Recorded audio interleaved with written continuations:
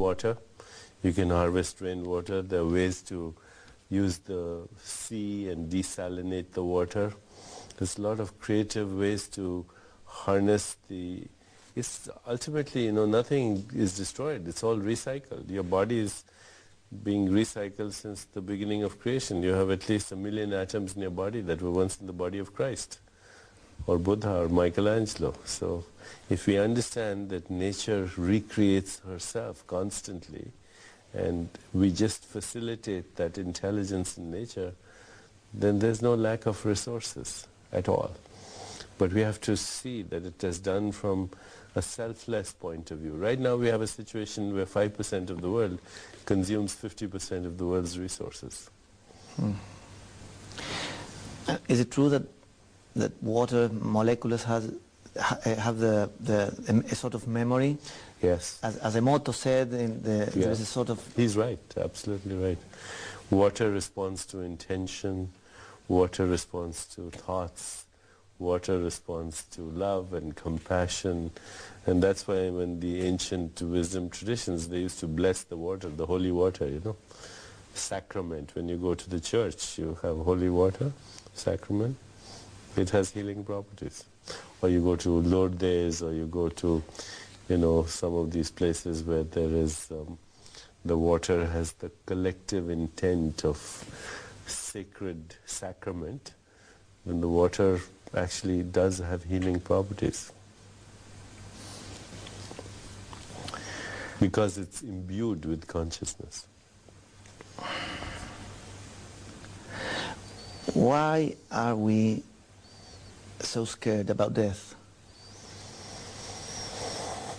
Well, because we are not aware that death is the ticket to life. Because, you know, your skin cells die once a month. If they didn't, your skin would be like leather. Your stomach cells die every 5 days, so they recreate themselves. In medicine, biology, we use a term called apoptosis. Apoptosis is programmed cellular death. And when cells forget to die, they become cancer. Cancer is a vacation from death. So at every level, at the atomic level, at the subatomic level, at the molecular level, at the level of your organs, the universe is dying so it can recreate itself. Where's the 2-year-old that you once were? It's dead. Okay? The 2-year-old had to die so the teenager could emerge. The teenager had to die so this mature person could emerge.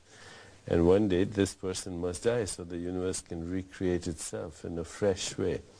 Every child that is born is the universe looking at itself with fresh eyes and more creativity. If we didn't have death, the universe would be mummified.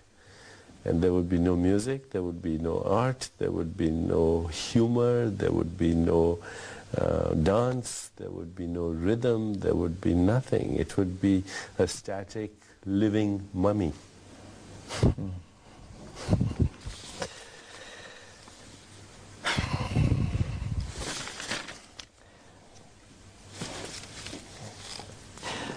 There is a question that many years ago I couldn't answer to my son. But I said to him, go on asking about that because that will lead you somewhere. I think that question is the beginning of something. So I cannot answer you, but you go on asking about that. And he was 2 or 3 years old, and he asked me, if God made everything, who made God?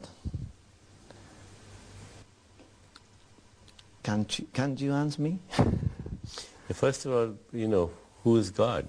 God is being that becomes. So God didn't make anything. God became everything. Okay. The universe is the physical body of God. And there is a level of reality that's transcendent, which means it is acausal, which means it operates outside the laws of space-time and causality. So that level has no beginning and it has no ending. It's infinite.